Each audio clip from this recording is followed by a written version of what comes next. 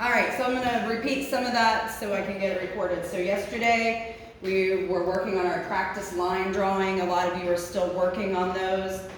Remember, we're trying to draw what we see instead of what we know.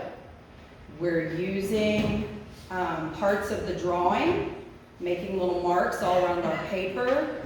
It ends up kind of being like a connect the dots so that we get things in proportion.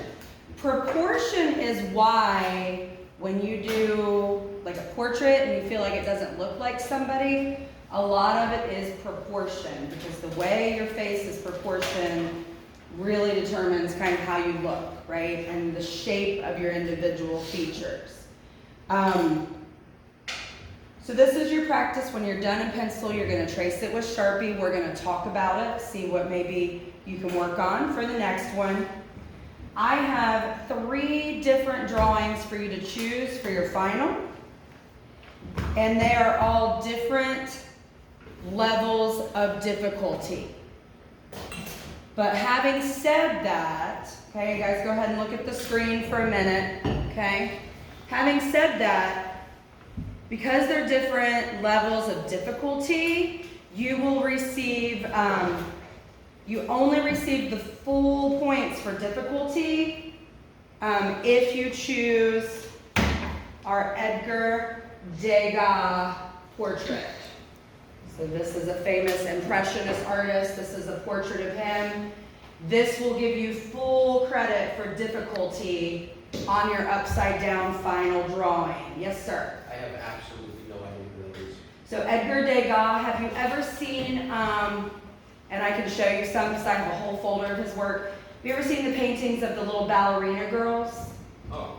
That's Edgar Degas. And he also did sculpture. He did a lot of different stuff. He's my favorite artist of all time. So this gets you full credit for difficulty.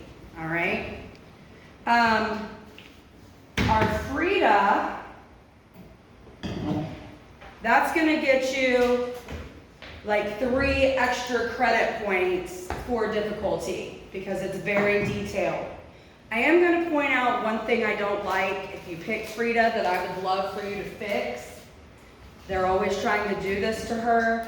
So one thing you might know about Frida Kahlo, other than she was a Mexican painter, she was married to Diego Rivera, who tried to take credit for her work sometimes. She sported a unibrow her whole life and was proud of it, right? And then you see things where they want to take that away. So if you do her, fill that in for me, because she was not ashamed of how she was. She was proud of who she was and didn't want to change things about herself. So you don't have to, but I would really like it if you changed it. And finally, you will lose a couple points in difficulty, but you could choose, this is a self-portrait of Pablo Picasso. All right, not quite as difficult as the Degas, but definitely the easier of them. You'll be using the 9x12 paper, but again, I don't want you moving on to this one until I talk to you about your practice drawing. All right, I'm good.